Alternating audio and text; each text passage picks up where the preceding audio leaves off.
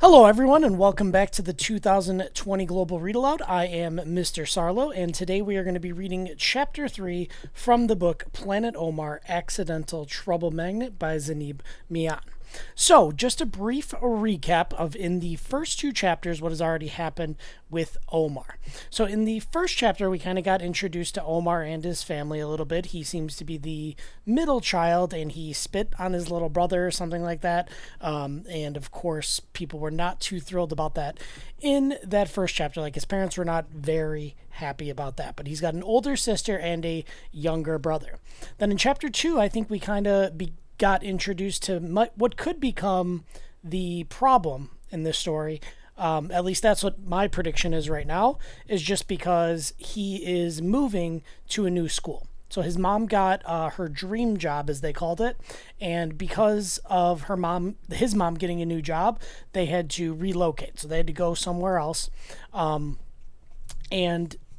So he is pretty upset about that. And then they met a new neighbor at the end of chapter 2, and that's where we are going to pick up with chapter 3 right now.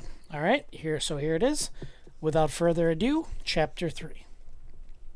School was going to start on Monday. Only 2 more sleeps before I had to walk into a brand new classroom with everybody watching and a teacher who might or might not be an alien.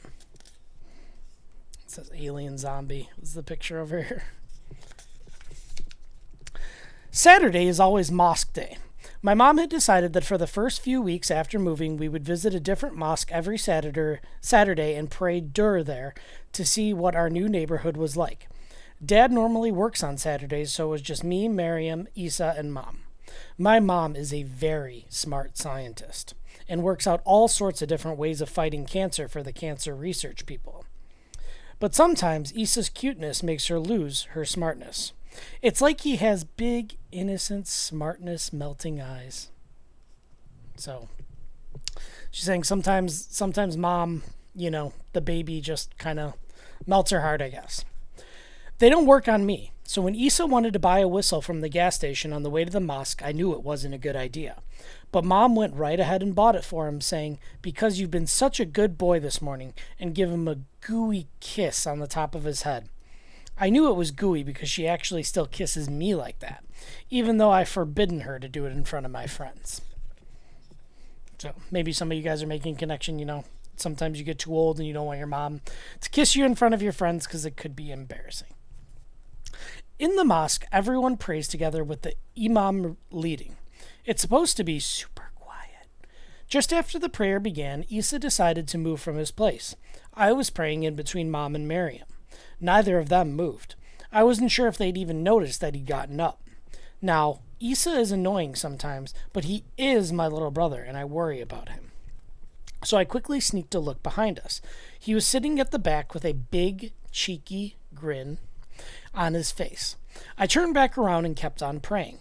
Then we went into ruku. That's when your hands are on your knees. Silence from Isa. Then we went into sujud. That's when your nose and forehead are on the ground. And then twee. Uh-oh. Did he blow the little kid blow the whistle, Isa? The loud noise of a whistle broke through the silence, followed by Isa's voice. 1, 2, 3, 4, 5. Then again, twee! And then the counting. It wouldn't stop. I couldn't help myself. How could I? I burst out laughing. Ha ha ha ha ha! Right in the middle of my prayer. I put my hand over my mouth. I bit my tongue and I even pinched myself really hard, but I couldn't help it. I didn't have to wonder if Mom had heard. People on all floors of the mosque must have heard. When the prayer finished, Mom and Miriam were a bright shade of pink. It looked as if their skin had suddenly decided to compete with Miriam's socks for pinkness. And they were looking everywhere except up at people's faces like they usually do when they greet people after our prayers. Mom was motioning angrily to Isa to come to her. Luckily, a few people came and patted Isa's head, which made Mom's skin return to its normal color. As we were leaving, an old lady with a walking stick and brown abaya waddled over and said, "Good counting, young man."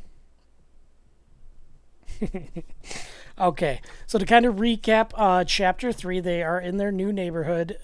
Seemed at the beginning of the chapter, Omar is already feeling anxious about going to his new school, and then they were going to various mosques to pray. So, for those of you that don't know, people that practice the religion of Islam, instead of going to a church, they would go to a mosque to pray, and then they showed some of the prayers that they were doing and how they pray on this page here. So I'm learning a lot about that too. Truthfully, I don't know about the Islam religion all that much. So I'm learning a bit about that too. So I might need to research it a little bit more so I can speak about it when I make these videos and in a little more educated way, I guess. So I kind of know what I'm talking about when I am talking about this. All right, so I can't wait to see what happens next in Chapter 4, and I will see you guys later. Bye.